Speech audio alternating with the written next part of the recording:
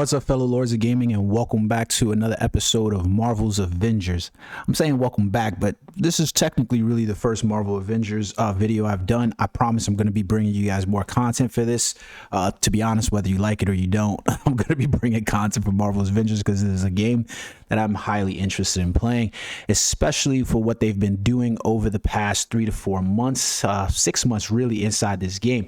They've been really listening to the community, really listening to player feedback, and you can tell how affected they were in terms of the teams not being able to meet because of the big C. And now that they're hitting back in stride, especially with the release of War for Wakanda, you basically get to see how they were affected and how they're trying to fix the game to put it in a place that everybody's enjoyable. To be honest with you, I'm having a lot of fun playing it. I've started my adventure on PS5, so I got my Thor all the way to max. Well, he's not max level yet, but he's working his way up there. But let's take a look at this developer blog. Let's take a look at this developer blog.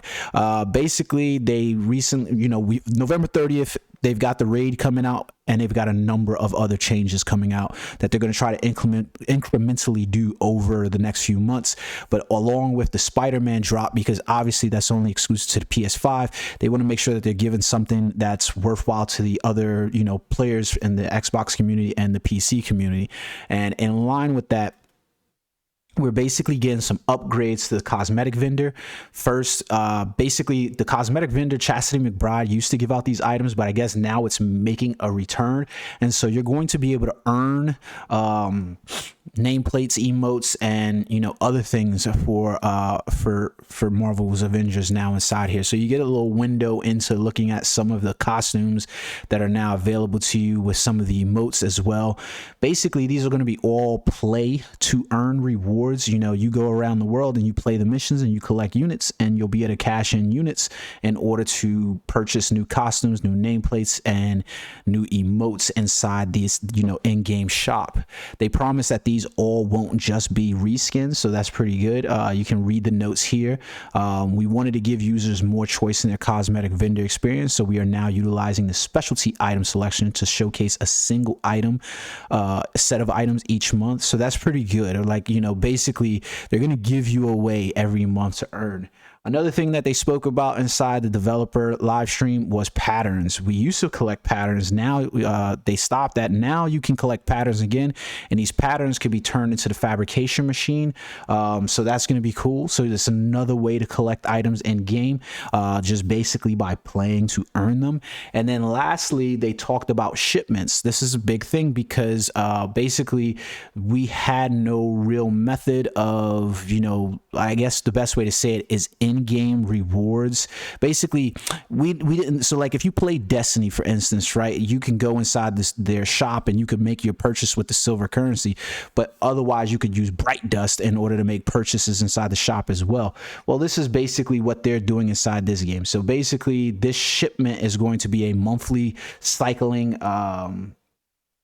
rewards of long-term outfits. You can see it's going to cover everything from outfits to resource materials, nameplates, and takedowns are going to be included inside there. And along with that, it's going to be cool because each shipment you're going to basically be able to purchase that, and you're going to be able to have access to the chase item. The chase item for the first month they already announced is going to be a costume for Iron Man. Is going to be his Wakanda stealth uniform. I'll show you that, guys, in a minute. So basically, you can see you select the shipment icon, you have a small percentage chance to get this legendary costume inside there. It's pretty damn cool. Basically you just work to play it, and that's cool. And the really interesting part about what they're doing is basically if you have enough rewards over the time that you've basically got, you're guaranteed it. So as long as you're paying or playing, I'm so accustomed to Marvel Future Revolution. As long as you are playing, you will earn rewards in the long run that could help you. Like the uniform. The good thing about uniforms inside Marvel's Avengers is they don't do anything to the characters. They're still high quality uniforms in terms of like their designs and their implementation, but they don't change the gameplay in any way, shape, or form. The gameplay is largely dependent upon your ability in game to execute skills on those characters. That's what uniforms should be inside of a game. Uniforms inside of an MMORPG are not centered around, you know, giving you more boost than another character, because that basically becomes where you have pay to win scenarios. For instance, if you played Black Desert Online, they offer costumes and outfits all the time in there, but the costumes and outfits typically only come with like small, you know, incremental buffs or whatever, where it's like, yeah, I'm gonna give you an XP buff, I'll give you like, you know, a chance at gaining knowledge and stuff like that. So that, but they're not doing anything that would alter the character in a really great way. It's something that MMOs over time have learned, you know, that it literally adding any stat values of choice that people can purchase inside the shop and pay to achieve is pay to win, especially if those outfits inside the shop are outside of the capability for your normal player, your normal everyday player to achieve, even if they're there. So like, for instance, if you play Marvel Future Revolution, the Rise of the East, the Savage Shadowland, the steampunk, the Eye of Osiris uniforms, none of those are achievable for a player in game. You know, like you could go about purchasing Omega points and things like that or whatever, you know, but that relies on purchase. There's no way for you to earn Omega points in the game other than hope that they give you kind of things. This is the part where I think that Marvel Future Revolution differentiates from actual MMOs like BDO, Destiny, and even like Marvel's Avengers. There are no MMOs on the market that I can think of that are really popular right now that still hold on to the same notion of selling you uniforms that upgrade your character. This is a specific mobile platform kind of gotcha system method of accumulating money, especially with inside Netmarble's games, Seven Deadly Sins, Marvel Future Fight. They all kind of do this in there. So you're basically relying upon the uniform versus any other actual in-game mechanics and in terms of earning rewards and progressing in the game. So it's an interesting take, right? So we can see some of the other stock items that could be possible inside there. So you can see there's a number of uniforms that you might be able to obtain inside the game. This is really, really cool information, especially because you can play to earn these rewards. I really like this. The specialty item inside here in the shop, like I showed you, is going to be the Iron Man Wakandan stealth suit. Don't worry, stand by. I'm going to show you a better picture of that stealth suit because, like I said, here goes the other thing. This is a AAA title. Regardless of how you feel about the game, where the game has been over the past year in terms of its initial release to now, it's definitely had its hiccups. A lot of games have had their hiccups due to the big C and where we were all at. I mean, we've all had those. So if you look at the uniform though inside here, it's looking pretty sweet. I mean, he's got the little Black Panther symbol for his arc reactor inside there, and even on his feet you can see that he's kind of like clawed boots on there. I think the uniform actually looks pretty goddamn sick, and even on his shoulder pads you can see him. This is and here goes the funny part. I am very biased against Iron Man because he's not a favorite character of mine at all, but I have to admit that Marvel's Avengers makes him a lot of fun to play. I don't know if it's on the PS5 and PS4 that the controls of him with the adaptive controller just feels so smooth and feels reactive to his specific, you know, mechanics where he's using repulsors, missiles, and so forth like that, but he feels really good to play on that game. And like I said, you can play that game, and as long as you not pay, you can actually earn uniforms, rewards, and things like that, and you can level up your character without actually paying for skills. So that's a chase item. Now, they've already kind of started this, and we already noticed. I was like, what the hell is going on? Every time I was playing, jumping in, and I saw the Rise and Shine mission chain quest that we were basically completing, and this is a great way for players every day to log in, earn experience and modules and resources, and even a chance at those free shipments. So basically, somebody might pop open this chest, for instance, on the first day, and there's going to be a percentage of players who automatically are going to get the Iron Man stealth suit right away, just simply due to RNG. So that's pretty cool.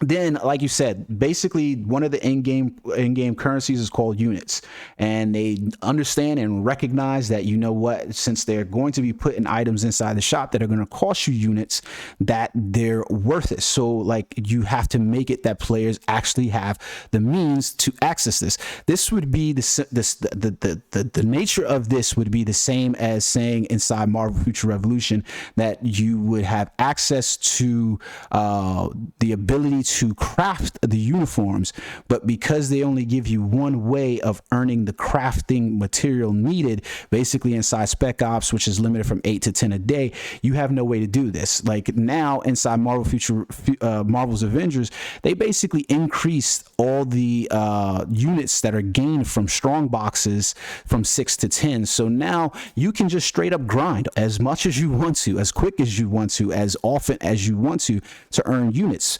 Every mode in the game, everything that you play, if you want to just rush through the missions and not pick up units, you could do that. Otherwise, you could play through missions and actually get those upgrades to those units.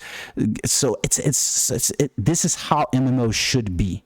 This is how MMO should be. If I jumped inside Black Desert right now and I was to play Black Desert and I was trying to level up my character, one of the primary things that I need inside there are resource materials like, I can't even remember the name of them off my head because I just collect them right now. But you need resource materials to upgrade your uniform, to upgrade your weapons and stuff like that, other than doing the RNG system and like ancient spirit dust and things like this. And these things drop from grinding in the world. So they are play to pay mechanics, and these units are a play to pay mechanics. So that way, if you're not making purchases in the shop because you want to be 100% free to play player, you still have access to some very cool uniforms, like you can see it inside here. It's really interesting. So I like the idea of what they're doing. So November 30th is going to mark this release. It's going to come out along with the Claw Raid, and if you're playing on PS5, you also get access to Spider-Man. I'm really hoping that at some point in the future, you know, maybe 6 months to a year, something like that, that they actually choose to release Spider-Man to the other consoles and PC as well, because I think a lot of people would really like it, and I think it would benefit the player base overall, not to mention the game overall. Now, the one thing that I wanted to point out to you guys, because I shitted on Danny Koo's previous to which I basically take as developer feedback channels. Like, you know, they basically, like, if you want to jump on over to Crystal Dynamics on Twitch, and you know, I'll drop the link for this inside the video. But I love this because we got the community director. I guess the community director, the similar to for that would have been Alice Pock or whatever, and then we've got the system designer and we got the senior brand manager. So all of these people inside this chat were capable of answering questions and telling us the plans, telling us, you know, we spent about 30 minutes with them where they were explaining everything from what they were trying to execute to future plans to costumes, and then about 15 minutes of Q&A feedback with the people inside the Twitch channel. And this was really good. I meant to do a live stream of this, but I ended up falling asleep, so I had to go back and rewatch it later. But it was really, really good. I want to pop up one segment for you guys as well, because they were literally talking in here about like the Hawkeye uniform that's getting released as well. So they just announced this. It came out of nowhere. I guess it's going to be, maybe it was done with the show in mind, but I'm doubting that that was the case. But the point is that they decided that they were going to release the Marvel's Avengers Hawkeye uniform, and it was really cool. You know what I mean? Like, it's one of those things that you go, yeah, you know, why not? It just makes sense. So I think players overall will respond positively to things like this, where, you know, even if it's at the drop of dime, we didn't know it was coming, but here you have Age of Ultron, Marvel's Avengers Hawkeye uniform. He was a really nice release for the game. He's a good player inside the game, so I think a lot of, you know, Hawkeye fans will enjoy being able to play as this Hawkeye. It looks like a cool uniform, and guess what? The uniform is only going to cost you between 10 and 15 bucks, so that's really cool, right? It's accessible to everybody. And then, so I wanted to show you guys that, but then at about 9:30 in this video is when they start talking about things inside here from shipments. And I want you to understand exactly what's happening here. You know, like, you actually have a person behind the systems basically giving you information in terms of earning cosmetics in game. We know that, Like, players have told us time and time again that you want to earn cosmetics, you want to earn not only outfits but emotes and nameplates and takedowns. And so we took all that feedback, and yeah, the first part of this is going to be shipments. So you see what I'm saying by looking at these guys and having a developer forum where they're actually providing feedback to you. They're taking, like, you know, Netmarble loves to say we're taking surveys and shit like that, right? So we're taking surveys, we're taking surveys, we're taking surveys. And the truth of the matter is, anybody that has played any of Netmarble's games know that these surveys often go nowhere.